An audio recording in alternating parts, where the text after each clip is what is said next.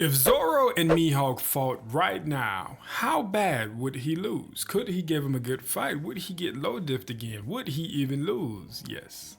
The answer to that question is yes. But the question of the difficulty is really intriguing to me. As we enter the endgame of One Piece, Zoro finds himself in a really interesting spot power-wise. With his conqueror's haki and his powerful swordsmanship, I have no problem saying that he's in the upper echelon of fighters in the universe, probably capable of matching an admiral or maybe even defeating one.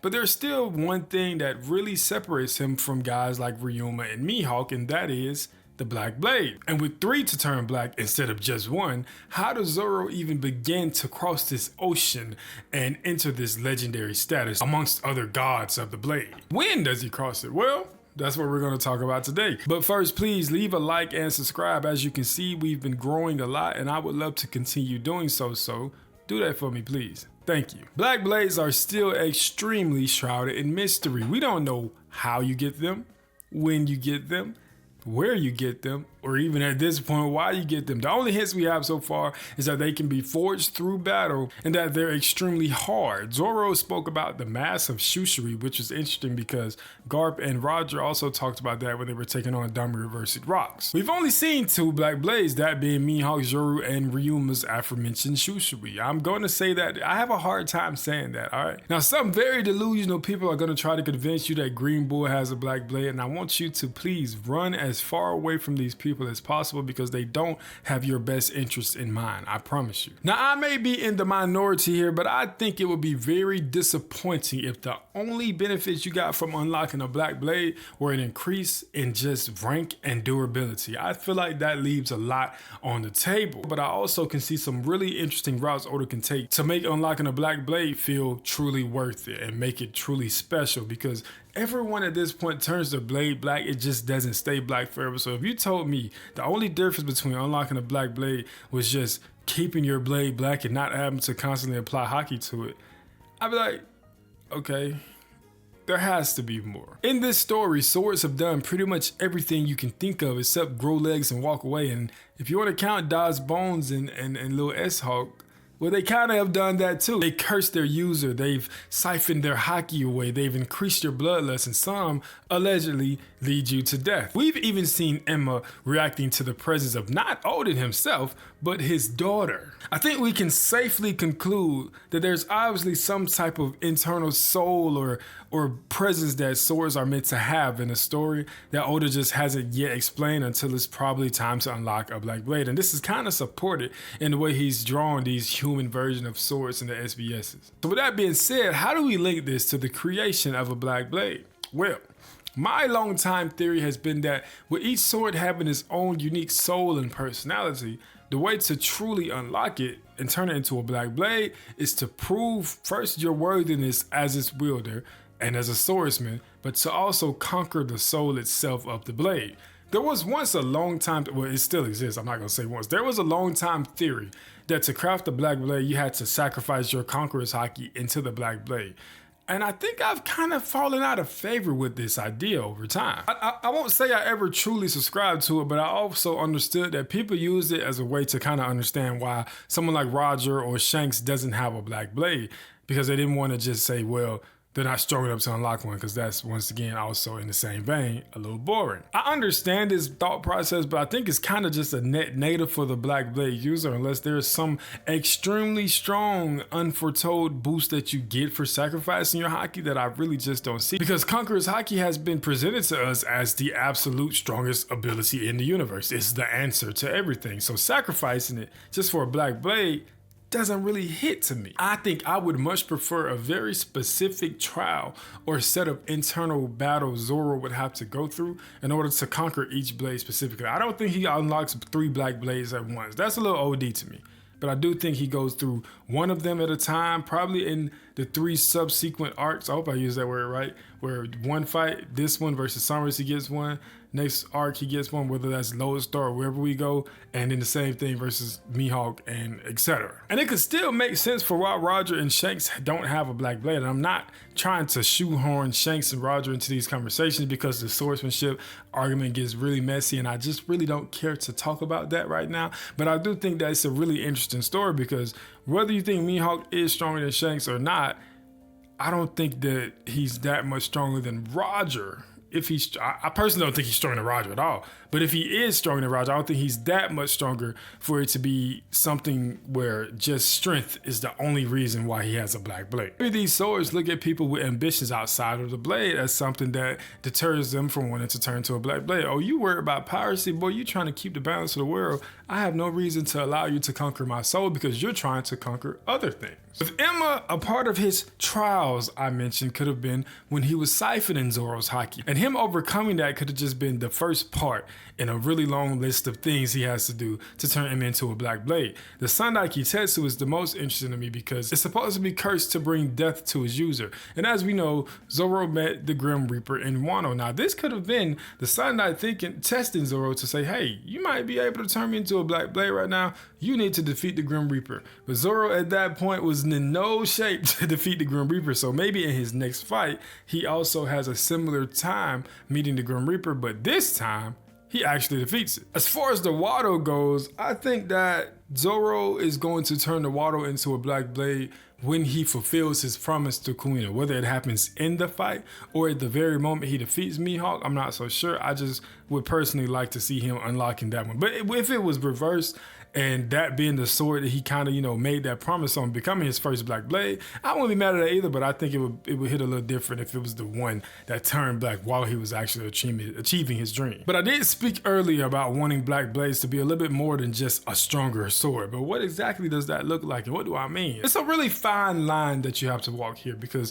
I don't want to introduce the idea of these Zanpakuto type abilities that turn these blades into domain expansions or bankais and this and that, and get away from the idea of swordsmanship, but you also don't want to underwhelm with what exactly a black blade is. Funny enough, I think that Imu's void blade that we just saw him use on Luffy is kind of the perfect example of what I would really like for a black blade to look like. It has these powers that passively affect the environment around it, but his sword skills are still on display. Just because he can wield the forest around him, he still has to go to box with his sword. He's not putting you into an infinite Tsukiyomi like Aizen. I know that's not his ability, but you get what I'm saying. Like, he's not tricking you and throwing your senses off and making it impossible for you to fight. It's still swordsmanship on display, but he just has another ability really linked to it. Stuff like this for Zoro would be really cool because that's 3 potential different powers that he could get just from unlocking these black blades. It also gives you a space to start imagining what exactly would come from Mihawk and Ryuma's black blades and what powers did they unlock. Now Shusui,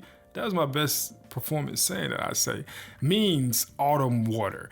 And it fits the Shimotsuki namesake, which is Frost Moon. But apparently Shimotsuki is also the old Japanese name for November. So autumn, frost, moon, water. I'm just thinking some type of cold frost water powers. I don't know, bro. I'd have to see it. That's just me spitballing stuff. Mihawk, on the other hand, with his sword being named Yoru, clearly we're going to look at darkness powers. But I think that in reality, we're actually going to lean closer to his potential links with Imu and get some similar stuff to this Maki or Void stuff. Now, what that could be, I can't tell you yet, but I think it will be a really interesting avenue to explore. And that's why I kind of want to see Black Blades being more than just a hardened blade, because this gives you so many different routes you can take as far as expanding on these characters and their powers and different personnel and different personal struggles they had to go through to unlock these Black Blades versus it just being, hey, this is a harder, stronger blade.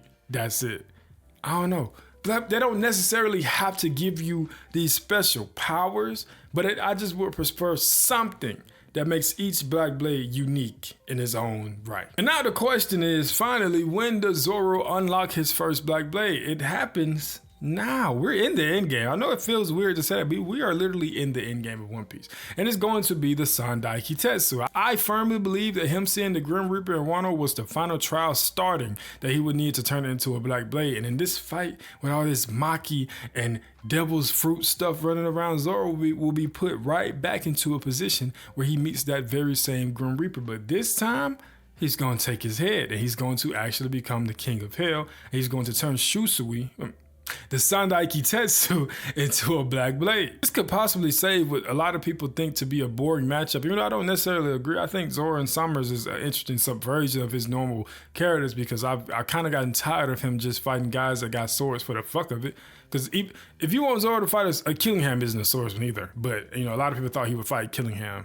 But if you want Zoro to fight another swordsman, that's fine with me, but let's not make it a dude that's running around with a sword for no reason. Let's make it a really interesting sword fight, right? King having that sword, even though it wasn't technically a sword, I guess, was really just fucking decoration. He could have had a wooden stick in his hand and got the same results. And that goes for half of Zoro's matchup. So I think that he's been saving a lot of his swordsmanship lore and exploration around the Black Blade time. So now is the time for him to expand on that, and it's gonna come after Sanji unlocks Conqueror's Haki. So that makes sense, because it fits the arc structure of Sanji got to clear up his fight first, then Zoro has to clear up his fights, then Luffy. Sanji clears up his Conqueror's Haki, Zoro clears up his Black Blades, and Luffy clears up whatever the hell he's gonna clear. Actually, you know, you start convincing yourself about stuff the more you talk about it. But anyway, that's just me spitballing. We don't have long until Zoro fights Mihawk. Like I've said, we're in the end game right now. We can't keep looking at him as this scrappy underdog and start realizing, hey, bro, you done made it to the finals. You like the Spurs. That underdog shit is over with. It's time to hoop. So when he eventually fights Mihawk, which will be sooner rather than later, he can't come into this fight being looked at as a YC1 character. He's not going to walk into this fight without a black blade in his hand. If it's just one, that's fair with me. But I think he needs one really soon. So what are your thoughts, though? What do you believe Zoro needs to do to unlock a black blade? When do you think he's going to get one? Is it going to be Elbaf? Is it going to be the next arc? Or maybe he gets all three at once against Mihawk? I'm really interested to know what other people believe about this too, because this is one of those mysteries in One Piece that Oda is not budging on. Like, we get hints about other stuff. We've gotten hints on devil fruits. We've gotten hints about this and that. But before Wano, we were in the dark completely about Black Blade. So I'm really, really looking forward to it. And I know this video broke my 10-day rule. But I don't know if y'all see this little stomach virus going around, and I'm not sure if that's what I had, because they say it lasts a long time. I'm straight now. But hey, man, I was fucked up, boy. I couldn't do nothing. So I'm back now, and I also had went on vacation before that. So I'm back, and expect consistent. I got an Ace video coming soon. I think you guys are gonna like it. So that's next. But anyway, made it this far. I appreciate you. I love y'all. Like, subscribe, share with your friends, comment what you think, and tell me why you think that Zoro didn't get the chance to kill Kaido when he definitely should have. I'm trolling. I didn't believe that. But a lot of y'all did, and those are the same people that are calling One Piece trash now.